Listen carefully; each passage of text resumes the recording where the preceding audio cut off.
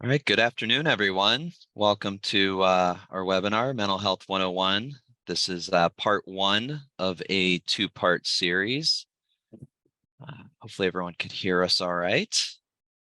My name is Jim Bennett. I am a regional support facilitator with DODD. I'm going to go around and do some introductions here. Janet. Hi, everybody. Thanks for joining us this afternoon. I'm Janet Meisel. I am a cross-system regional liaison with DODD. Heidi, you want to go introduce yourself? Hi there, I'm Heidi Davidson. I'm the Cross Systems Youth Residential Program Manager, and I do a lot of work with Heather around behavior supports. Hi, And everybody. Heather, yeah. Hi, everybody. I'm Heather Loeffler, Cross System Regional Liaison in the East Central part of the state, and I do a lot of behavior support work with Heidi. Thank you. All right. Thank you all for being here. We got a large audience today. We're going to go through a little bit of what we'll cover here in part one, which will be discussion about intellectual disability or developmental disability. We're going to talk about mental disorders and dual diagnosis. Before we get started, I want to give you a little bit background about Janet and me.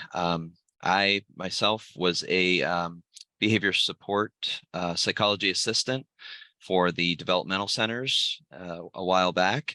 I worked at the Youngstown and Warrensville developmental centers, and I have my master's in clinical psychology. So this presentation's taken Janet and me back to our roots a little bit.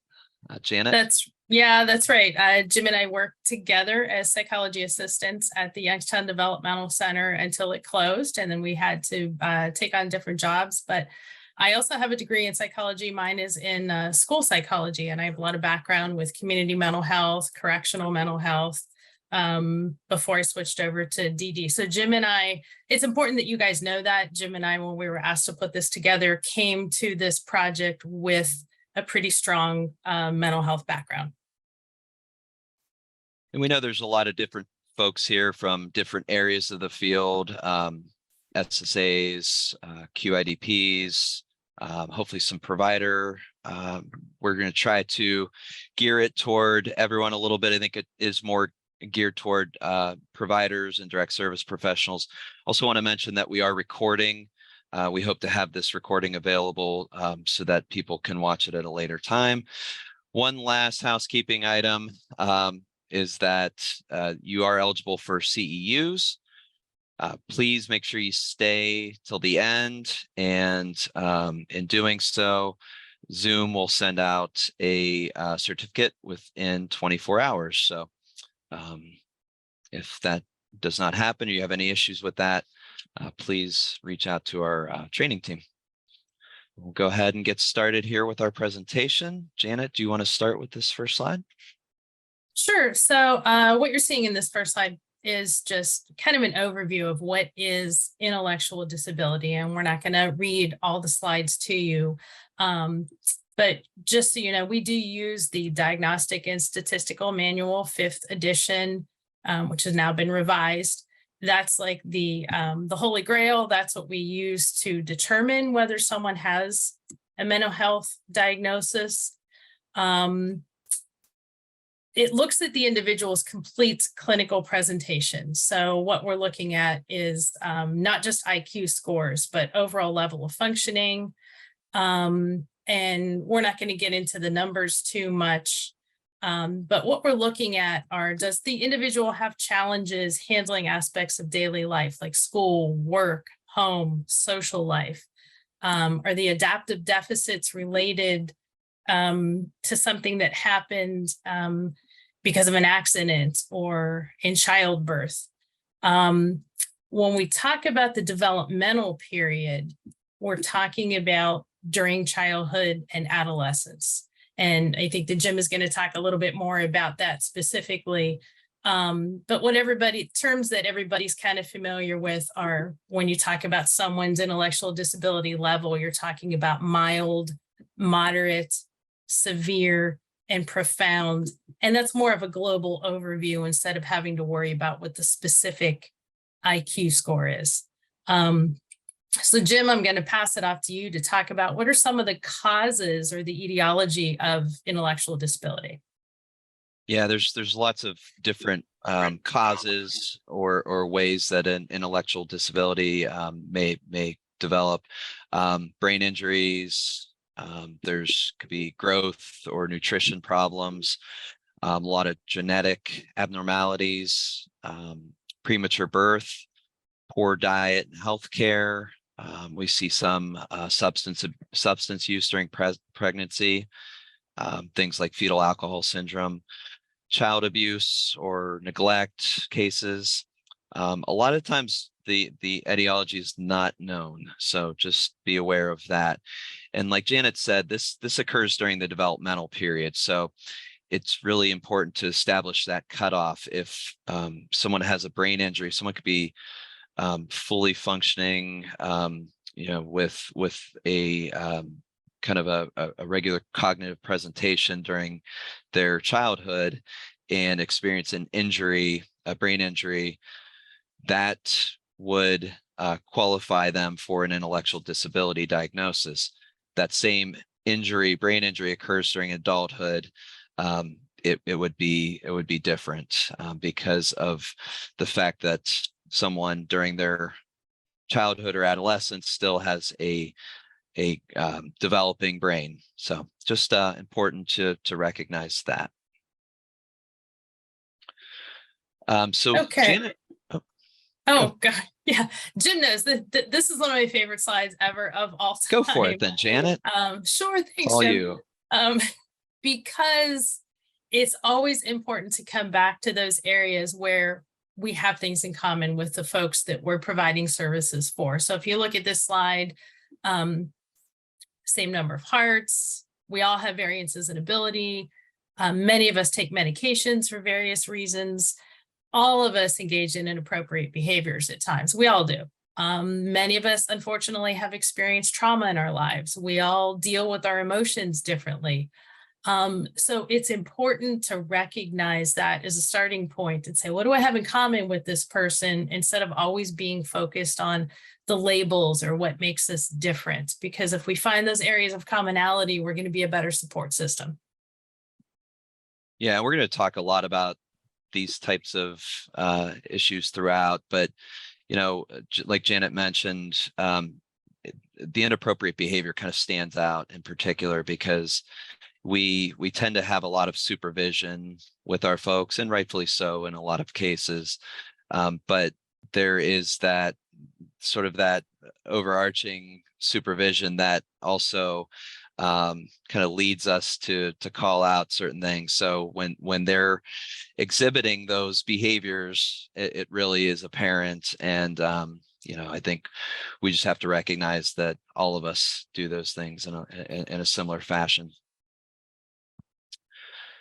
All right, so people with intellectual disability versus people without intellectual disability, we also have to recognize that there are often limitations with choices and control. So obviously people with disabilities are a lot like us in many ways, but there are certain differences. And some of those differences come down to the way the system is structured and just the limitations that are provided through being part of the system. Do they have the ability to make choices like we do? Do they have the ability to choose where they live, who they live with, where they work, what to eat, how to manage money? Hopefully the answers are yes. They're afforded certain rights, and there are certain things that they must be provided. However, we know that sometimes just by nature of the system, those things can be limited in a lot of ways. And we just want to call out, like, when our choices are limited, when our control is limited, thinking about how we feel in those situations. And, we have to just remember to respect those rights and try to give choice and control wherever possible, really. And remember also, I use this analogy a lot, that in order to support our folks, we have to be around to keep an eye on them and protect them. But that means that they're living in a fishbowl. That means that everything they do is being watched by somebody. And if they're at an elevated level of supervision, that means that that person watching them might literally have to be right next to them all the time. And I encourage you guys to think about how that would make you feel if somebody was watching you all the time. And if, as Jim said, your choices as far as where you're living and what you're doing are limited. So just use that as a point of empathy. I had someone mention that there was a little bit of an echo. I don't know if others are experiencing it. Heather, Heidi, do you guys see anything in the chat or Q&A portion? No, I'm not seeing anything in either place, and I don't hear it either. So Okay. All right. I'll keep a Hopefully look that's at okay. Hopefully it's okay for everyone. If you do have any questions, please put it in the Q&A portion of Zoom here. Okay, when we talk about communication, you've all heard the expression behavior is a form of communication, but what exactly is communication? There's two parts of it. Expressive communication is our ability to communicate our thoughts to other people. And receptive communication is our ability to understand what someone is saying to us. And in many cases with our folks, their receptive communication is better than their expressive communication. So that kind of puts them at a disadvantage when they're trying to tell the people around them how they feel and what they need. So it kind of puts the burden on us to kind of be detectives, help them figure it out. But again, remember that in their frustration at not being able to use the words to tell you what they need, they might find other ways. And we can't be too quick to label those other ways as behavior or negative when in fact they're just trying to tell us what they need. Yeah, and I think the important thing here is to remember that there are those that there is that second form of communication. It's not just expressive. When people talk about communication, they really tend to gravitate toward that expressive form. So we want to remember that those receptive skills are there, and being cognizant of the fact that we don't want to speak about people in front of them in a way like they don't understand us. We don't want to talk about them in front of them. You know, a lot of times we'll ask questions of other people when they're right there. So I think just being aware of that when we are communicating. All right. So as Janet was kind of saying, behavior is a form of communication, and I think when we talk about expressive communication, we don't want to look at it just from a verbal standpoint, because there are a lot of different ways that we communicate with people, and there's a lot of research out there, and I'm sure you all have seen it in different trainings over the years, that words are 7% effective in delivering a message. The tone of voice is 38%, which a lot of times you hear that in the inflection of someone's voice. And then nonverbal cues, how you present yourself, whether you're kind of opening yourself, you're crossing your arms. A lot of times your general posture can present a certain way. I know that my kids and I have conversations about this on the regular. So not just about your words, but about your tone, about other things that you're doing when you're speaking. And what we're going to ask you guys to think about as we're getting more and more into these slides is hopefully you're starting to see that what you bring to the table every day and what you bring when you show up for your shift every day does have an impact on the folks that you're serving. So if you're coming into someone's home and you're presenting in a way that is negative or hostile, or like you don't even want to be there that day, even if you're saying the right things, it's not going to matter because they're going to be picking up on your nonverbal. So is it fair then to turn around and make an assumption about what the individual is doing that you're supporting when you could have brought something to that situation that makes them uncomfortable? So that's called the 7-38-55 rule, for those who are curious. And Jan and I always try to remember the psychologist's name. Dr. Morabian. There you figured go, it out. Janet. It's Nice Dr. job. Moravian. You got it now. All right.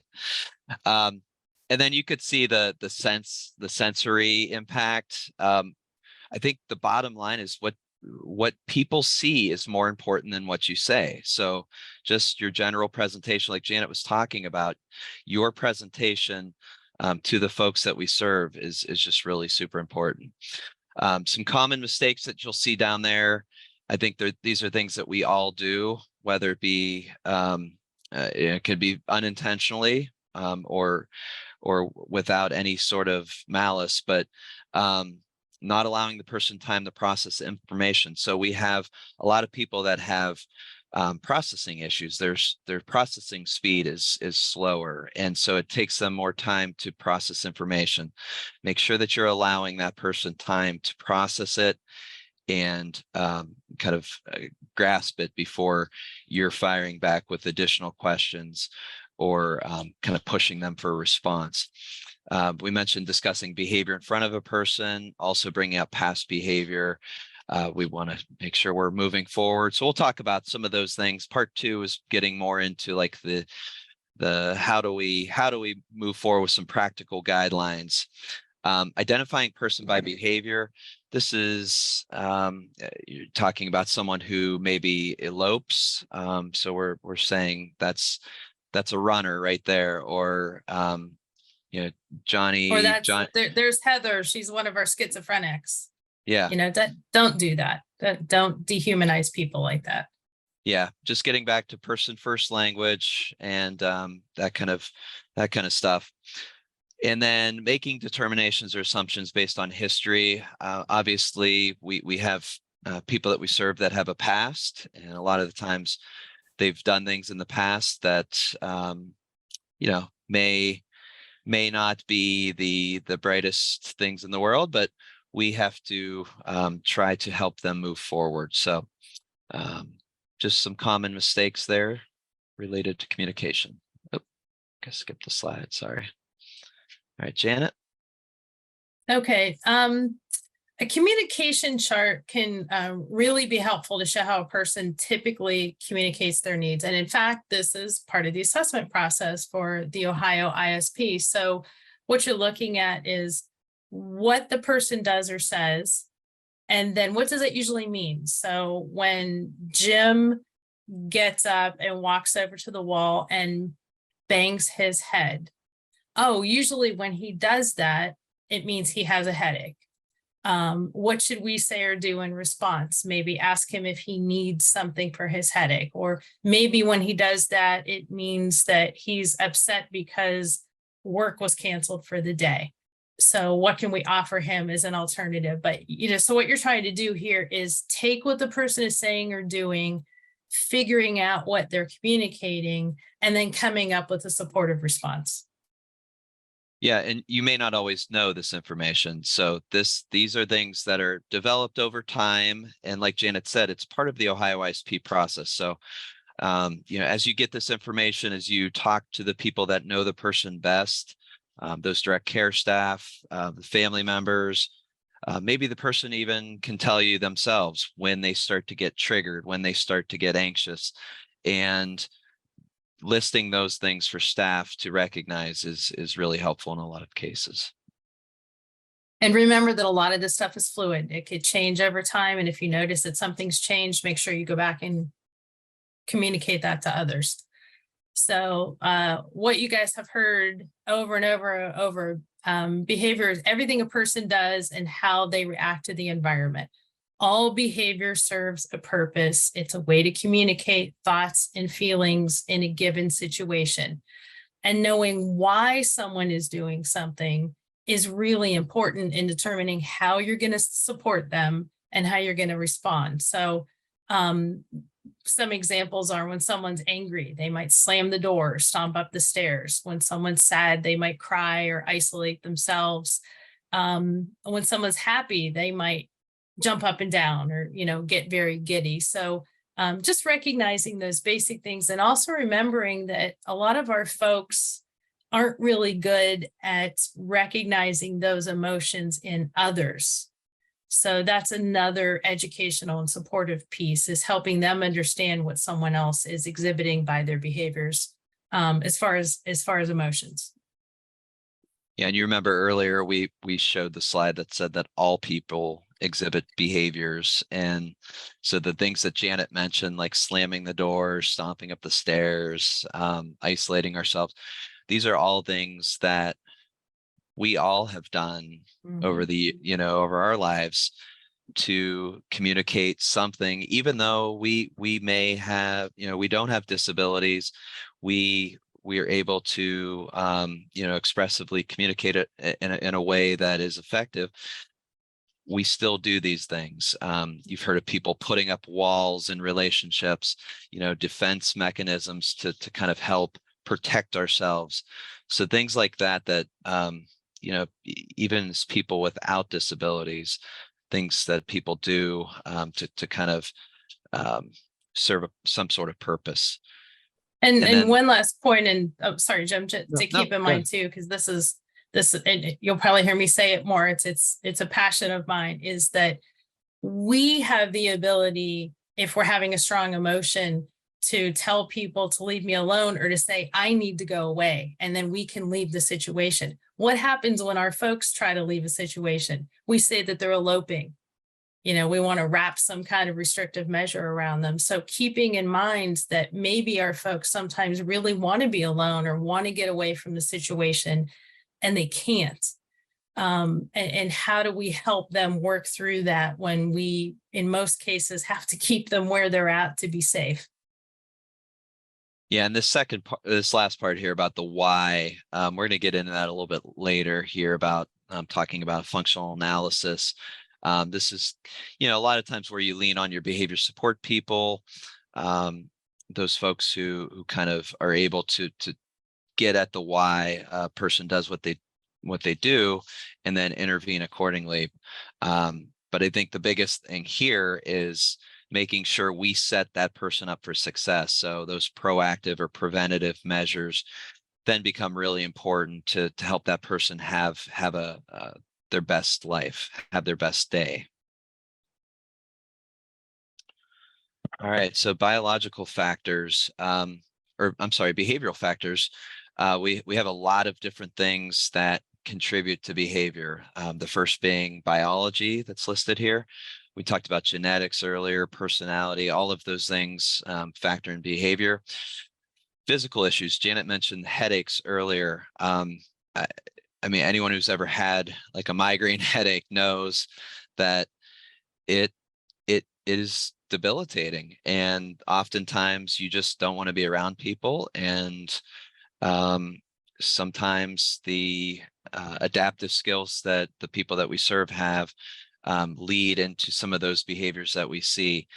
Same thing with UTIs. Like a lot of times UTIs for people with or without disabilities can look like someone who's confused. You start getting into older people start to get concerned about dementia, things like that. And we often will have people chart menstrual cycles for female clients, because that can, you could chart that right up against behavior sometimes and see some patterns. Absolutely. Physical environment. So think about things like weather, temperature, lighting. The weather here in Ohio, you get in those short the winter months where days are shorter, it's gloomy. We often see people with some seasonal affective patterns where some depression starts to kick in a little bit in the wintertime. The temperature, I mean, when you get those 90-degree days and it's super hot, a lot of people can get irritable if they're hot and sweaty and it's not a comfortable temperature. We see effects of lighting, especially on people on the autism spectrum. So just fluorescent lights. Same thing with noise too. Loud noises. Just the humming. Janet, we talk about like the humming of the fluorescent lights sometimes can affect people with autism. Mike, go ahead. Yeah, no, that's one that might be subtle, but it's there. The social environment is a big one. And again, it kind of gets at that. Are these people in a social setting that they chose? Sometimes they are, many times, unfortunately, they're not. So if they don't like the housemates that they have, maybe they don't get along as well with the staff, maybe they don't like where they're working. How much can they choose that? How much can they get away with that? And that might be impacting how they're behaving. Knowing their history is really critically important. We know that we give staff a lot of things to read and to try to remember, but it's really important that you take a minute and dive into someone's history so that you can understand the trauma, you can understand what they've been through, and it often shines a light on why they're exhibiting the behaviors that you see today. Yeah, and then, oh, good. No, go, Jim. Oh, the last part there is just about psychotropic medication.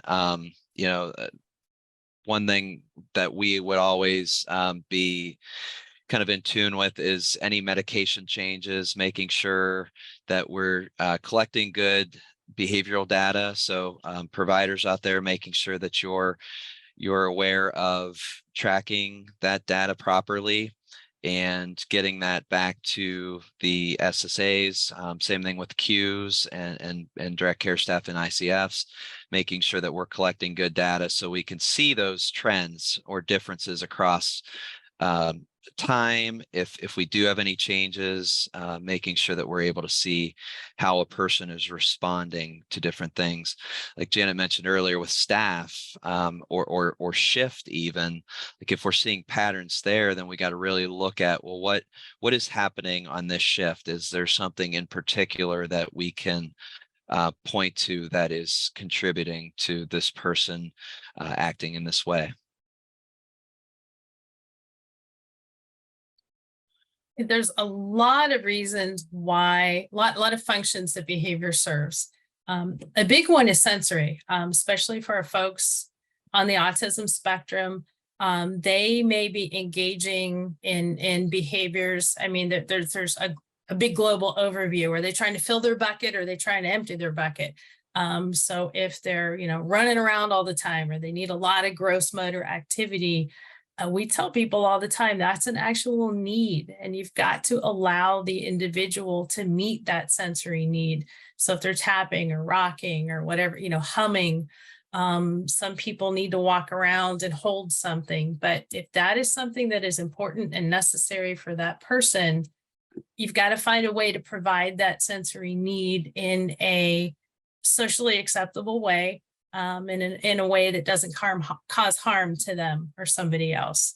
Another function of behavior may be escape or avoidance. Someone doesn't want to get up to go to work. They don't know how to tell you no, but they know that if they run outside and they miss the bus, then they don't have to go to work that day. It might be that you've asked them to do something that is frightening to them. Hey, Jim, it's time to go see the dentist today. Jim doesn't like to go to the dentist, so he's just going to do what he needs to do, not to have to get in the car to go to the dentist. Another big one is attention. And yes, our folks do engage in behaviors for attention. One caution we're going to give is sometimes that's an easy one to go to. Oh, there goes Heidi again, just doing what she's doing to get attention. And maybe it's something a little deeper than that. So I always want to point that out when we talk about attention. Yes, it happens, but make sure that there's not something else going on with the person in addition to that. And the last category, the last reason that some people engage in behaviors is to get to something they want. If a staff sees you walk in with a Big Mac and a large fry, and that looks better than what they're having for lunch, they might knock a table over to try to get to your Big Mac and fry because that's what they want. So. Yeah. And I think the one thing I wanted to add here is that, all of these can provide reinforcement that make the behavior more or less likely to occur. we always have to make sure that we're considering the rights of the of those people that we serve. So again, I think sometimes people may get frustrated because they feel like we have to do something. So there's a big difference between kind of the rights of people and making sure that we're doing things from a behavioral standpoint. Like, these are people's lives, they're adults, they're able to make decisions. We talk a lot about dignity of risk in this field.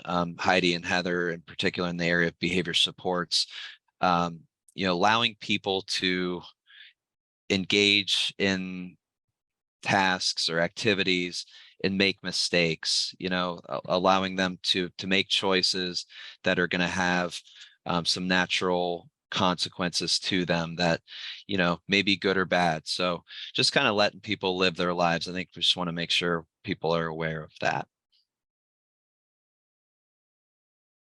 All right, ABC. Hopefully you like our picture of the alphabet soup there. Negative or aversive behaviors don't just occur. Okay. A lot of times we have to understand what the antecedent is, or what the trigger is. Understanding what happens beforehand is really important, because that'll help us to determine what the function of the behavior is. So then we have the behavior, and then we have the consequence.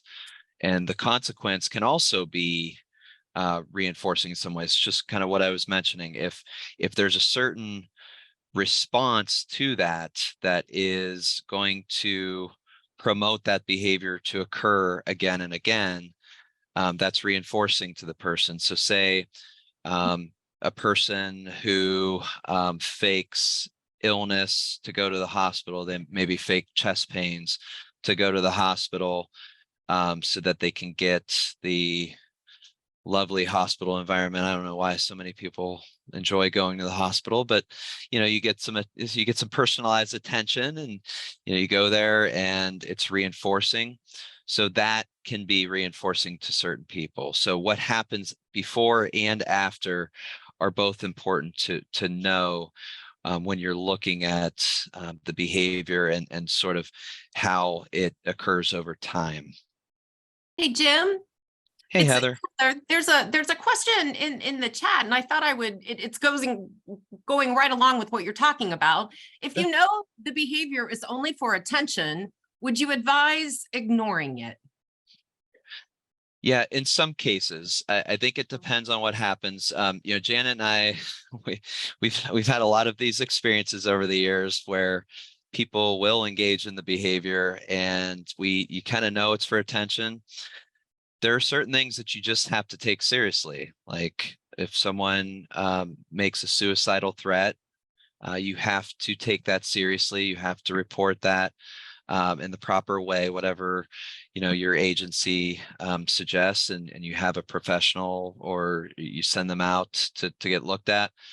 Sometimes that's just, you cannot assume that someone is faking or doing that for attention. You really have to follow through the proper channels for something like that, even if you kind of know it's for attention. Right. And at other times, we see this a lot when people are living in congregate settings. If someone sees somebody else that needs more attention or support just because they need more attention or support, then somebody else might engage in a behavior to try to get you to pay attention to them.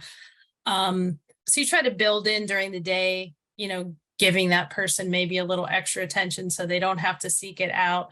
If it's something mild, maybe you can ignore it, but then you have to see if they're going to escalate it. So it really does depend on the situation, but there are times that you may be able to do that.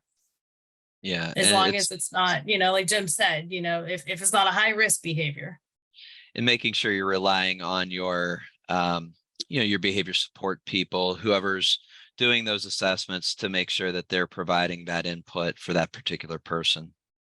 And also, if I may add, from the trauma lens, if the person has experienced, a lot of trauma, they just may be wanting to connect with people and filling their cup that way. And, and we have to honor that as well. And are we taking every opportunity to make sure that that person has the ability to connect with others throughout their day? Thank you. Absolutely, Heather. That's a great ad and a great question as well. Are there So we any? want to, I any think other- we have to decide, Jim and Heather and Heidi, we've got a lot of questions coming in. Do we want to hold some of these questions till the end to make sure we get through everything? 'Cause there's some really great questions here and we do want to answer them for you guys. Why don't we hold them till the end? Okay. Okay. Okay. Sorry, I'm sorry. Thank you. No, No, those are Heather, good- it's it. Just those are know good that we see your questions. Yeah. questions. Just know that we see your questions. And thank you for this. Okay, the DSM defines mental disorder as a syndrome characterized by clinically significant disturbance in an individual's cognition, emotional regulation, or behavior that reflects a dysfunction in the psychological, biological, or developmental process underlying mental function. That's a lot, folks. That's a lot. But we thought it was important that you saw that's the actual definition. It is estimated that more than 1 of every 5 people in this country live with some diagnosable mental illness, meaning all of us in this meeting today know somebody that has a diagnosed mental illness.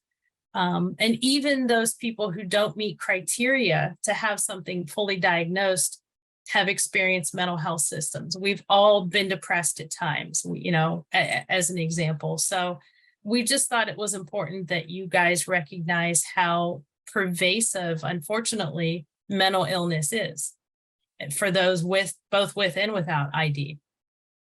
Yeah, even like Janet said, even those people who can cope with things in a very effective way. We've all experienced those mental health symptoms, depression after someone we love passed away. Depression over the Browns. Sorry, I'm still hurt from last night. Yeah.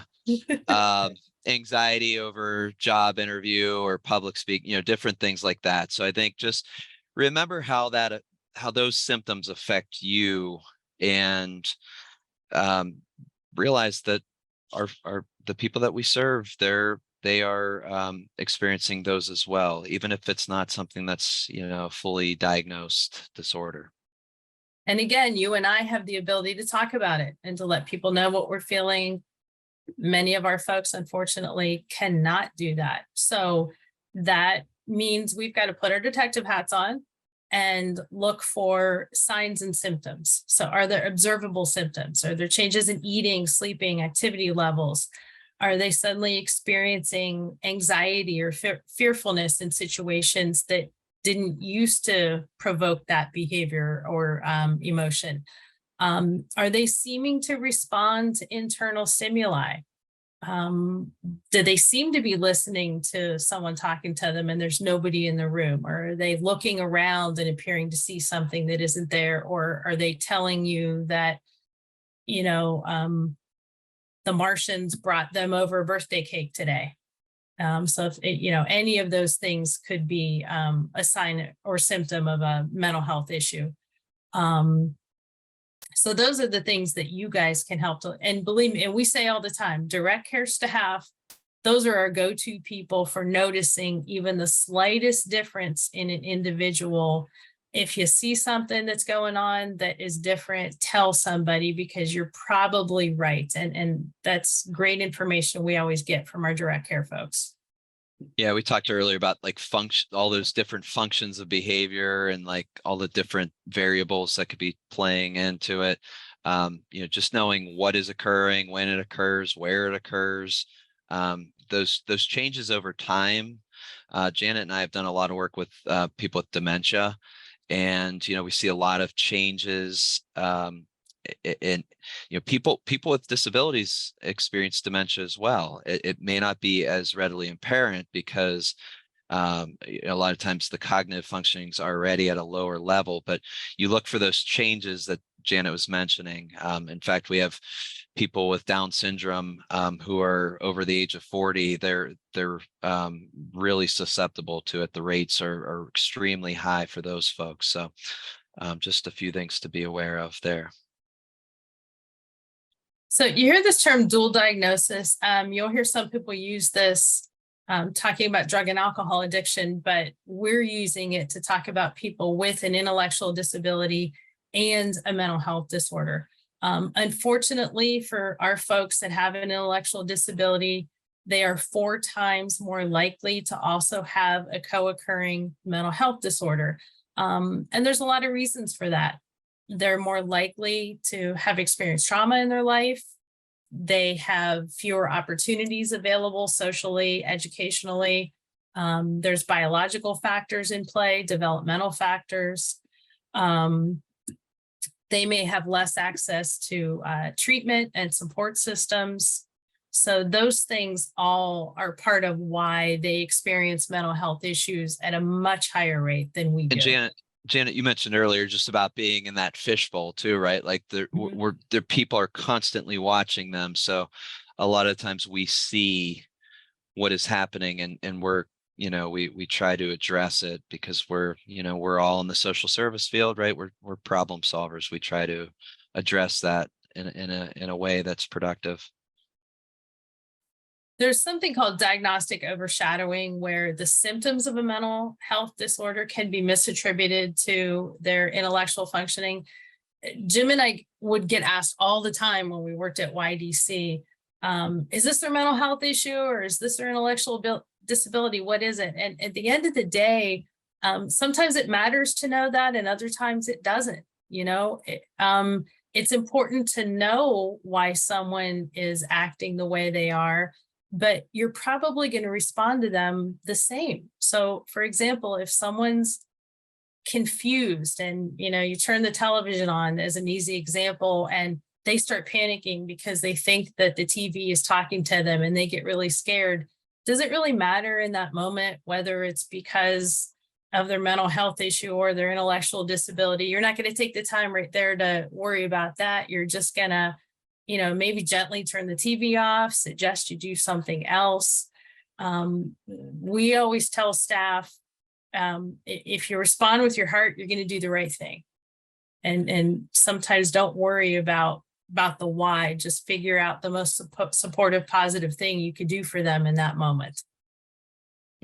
Yeah, and remembering too that sometimes that expressive communication that we talked about earlier could be limited. So their ability to self-report what is actually going on. You think about kids as they're growing up and their ability to report exactly what's going on. A lot of times it does come up often in behaviors or nonverbals. So just being aware of those things, that does make it challenging to know that there might be a co-occurring mental illness with the disability. So like Janet said, attributing it to the disability sort of becomes the default there.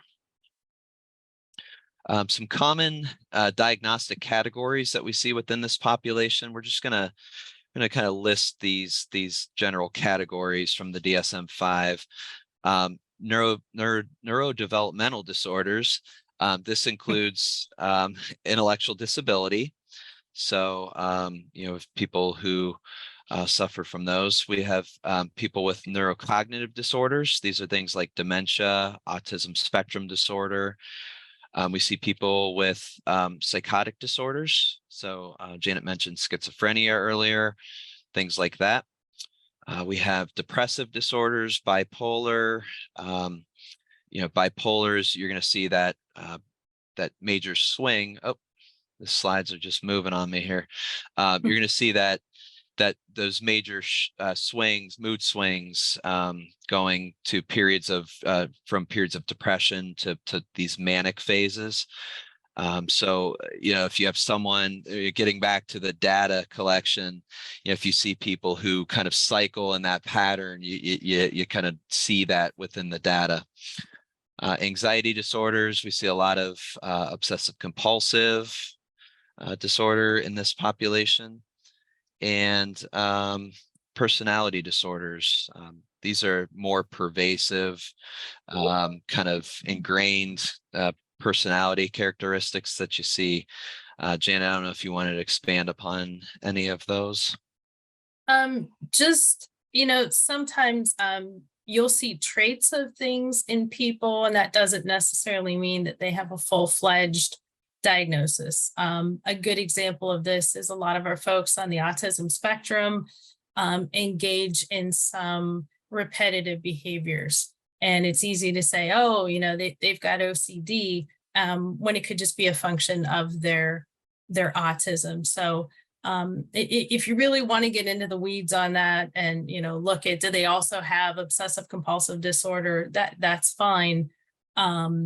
It's important. It's good information to have, but that's where you need the psychiatrist to really do a good overview and come up with a good solid. We're always talking about one of the most important things we could do for our folks is to make sure that their diagnosis is correct.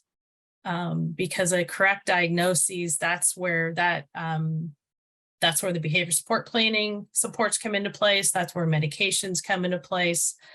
So leave that to the folks with more letters behind their names than us. Absolutely.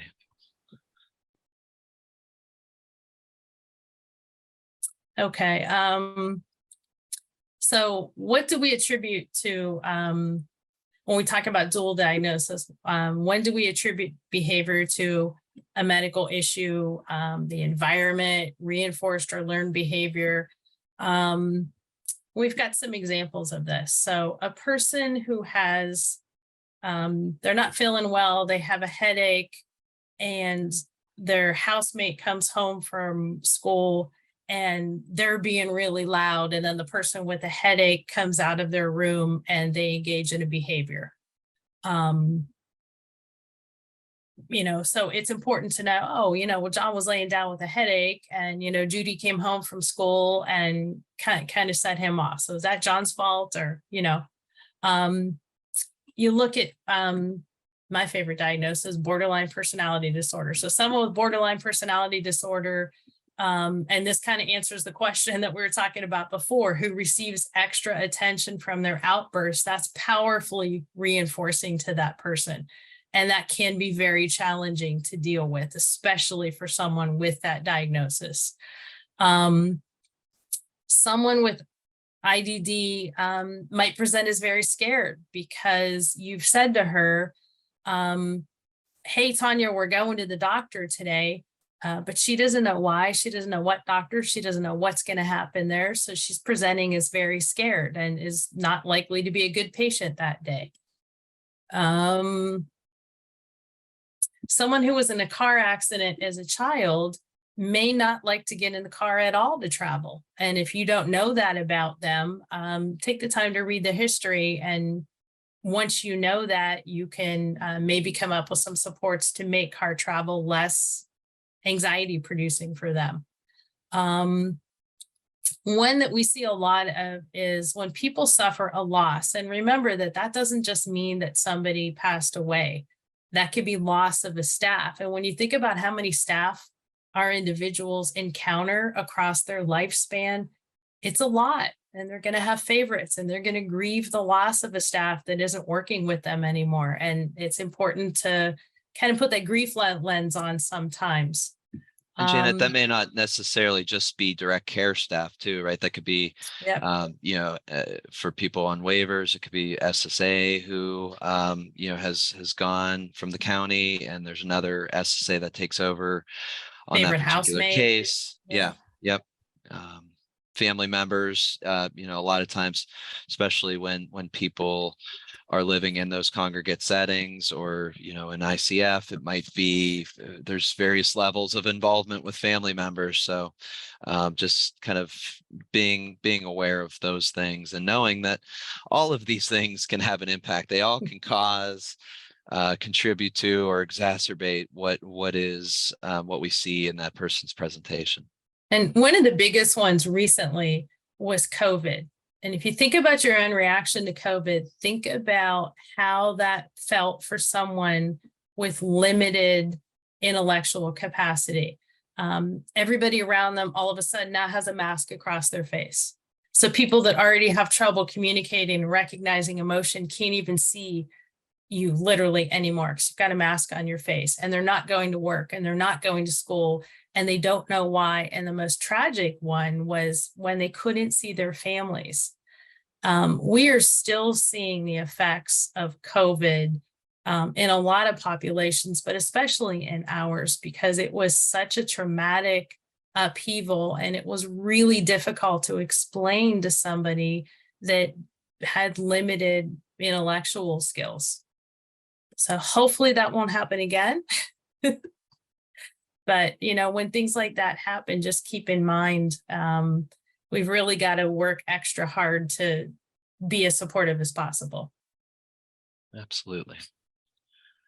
All right, I'm going to stop sharing, and Heather, Yes. if you want to, any questions in the chat? Yes, there are 3. Okay. The first one I'm going to go over, Jason Harris, you had your hand up. I don't know if you want to, I don't know if you're able to unmute yourself. You might not be able to. His question is, with antecedent, how do you determine buildup of an iteration that might be small and over time that then becomes a bigger behavior?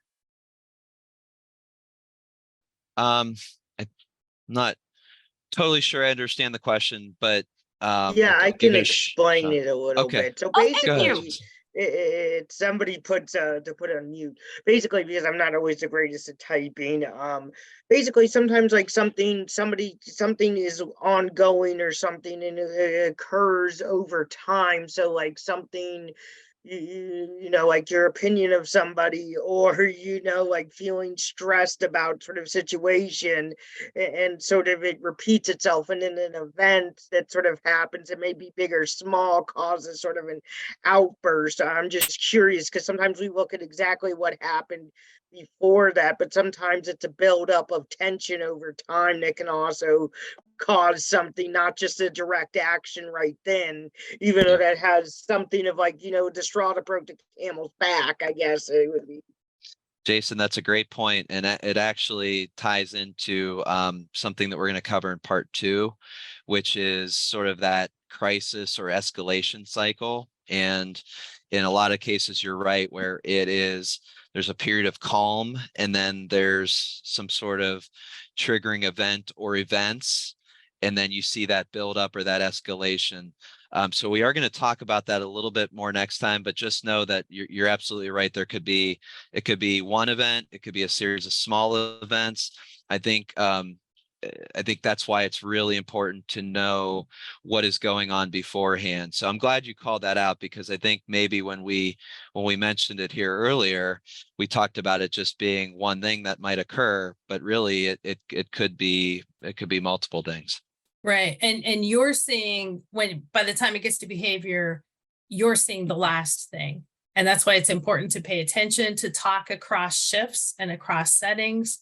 If Jim comes to work and the first thing he does is flip the table over when he gets there, and then I call back to the house and they tell me, oh yeah, he spilled cereal on his favorite shirt today, and then he broke a shoelace tying his shoe and he got on the bus grumpy. Okay, now I kind of have an idea why he came into work and he flipped the table. So sometimes, Jason, you gotta peel back all those layers and talk to people and try to get to what was the first thing that happened with this person today. Great question. Thanks for that. And it does go back to, Heather, before we get to the next one, it goes back to what we were saying earlier about there may be times where I'm sorry, I totally lost my train of thought. Go to the next question. I'll circle back to it. It's okay. I know it comes up a lot with sensory needs, because you can have a series of sensory experiences throughout the day. The next question, how do you manage when an individual has a repeating behavior of lying and making up stories, and then gets upset when you communicate with the guardian and don't jump through the hoops that the individual is wanting? That sounds like my borderline individuals. So sometimes what we've done is just had pretty frank conversations with that person, not in an accusatory way, just say, you know, we want to make sure that everybody's on the same page here. So why don't, I mean, one thing that you could try to do is why don't we write down what you said? You know, because what you're telling me is the truth, right? So we're just going to write it down. And so then, you know, when we talk to your guardian, this is what we're going to say. And is that okay with you? And sometimes when you take that approach, then the person will realize the gig is up and maybe they won't lie. So that's one example of one approach that you can take. I don't know, Jim, you have any other? Yeah, I think the educational piece is important, just helping them to understand what some of those consequences might be for that type of false accusations or lying behavior or whatever it might be, and just helping people be aware of it. You probably hate hearing us say it, but there's really no there's no sweeping kind of general thing that you do. It's just a lot of it's just got to be individualized. So again, I would lean into whatever those behavior support professionals that you're working with as part of your team would recommend. And as a final thought, trying to figure out why. Are they lying because they like to get staff in trouble? Are they lying because they want the attention? Are they lying because they don't want someone to know what's really going on? So figuring out why they're lying is important also. And I remembered what I was going to say earlier to Jason's comment. Getting that information into the plan too. We talked about how the Ohio ISP captures the communication chart and things that occur before what the person does or says. Making sure that we get that information in there is going to be really important so that everyone kind of knows what happens, what's happening, what it's going to lead to, so that if we see that escalation, if we see those things occurring, we're prepared, and we're trying to do the things proactively to avoid getting to crisis. But again, that's a little preview of part 2. Just wanted to make sure I called that out. A little teaser. Yes. Thanks, Jim. We have 3 more. Okay. Is there data to support that individuals diagnosed with schizophrenia are often diagnosed with a personality disorder as a secondary diagnosis? Don't know that I've ever seen that. Yeah, I don't know either. That it might be. There's a lot of diagnoses that are what we call comorbid, so there's like a higher rate. I don't know that I've heard of that one. I don't know that I've seen that. Like the most common one is autism spectrum disorder and ADHD often go hand in hand. Borderline personality disorder, you're going to see a lot of trauma in their background. So they may have a major depression thing, but we can dig into that if you're really interested, but I don't recall seeing anything about schizophrenia and personality disorder, but now you're making us think. So thanks. All right. There's a couple of comments. Somebody said, you also have to be careful not to label all false allegation as outright lies. Sometimes the truth is there for that person, their perception is off, or they're confusing people, staff with past abusers, etc. Totally agree. Yep. And Yeah. again, like we talked about earlier, making sure that we're taking those things seriously. Yeah. Somebody else made the comment that an antecedent may not be seen at all. It could be pain that they are having, etc. Yep, good point. Excellent point. Absolutely. Yep. Oh, they're just still coming in. And if we can't get to your questions in the next 2 minutes, we will email you the answer. How is saying are individuals any different than saying she's a runner? Shouldn't we just refer to people as people? Mm-hmm. Yeah. Yeah, I totally there's agree. a lot. Yeah, with the person-centered, there's different comfort levels with that. I've heard some people, I mean, if the person's able to tell you how they wish to be referred with regard to their diagnostic information, that's always the best. But yeah, just, hey, this is Jim. Let me tell you about Jim. Jim has been given this diagnosis, instead of saying, Jim is a schizophrenic. Yeah, and I think we've really evolved as a field over time. I think we've gotten to the point where we're becoming more person-centered and we're trying to identify them as people first.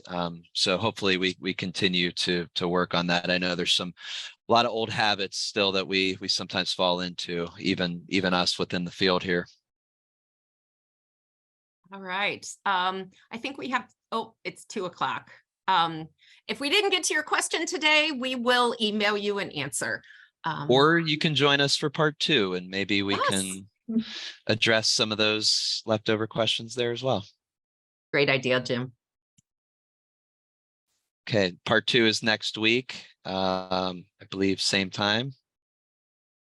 Heather, do you know for sure? I think Tuesday the 26th. I believe it is at 1:00 as well. I believe it is too. Let me double check, Jim.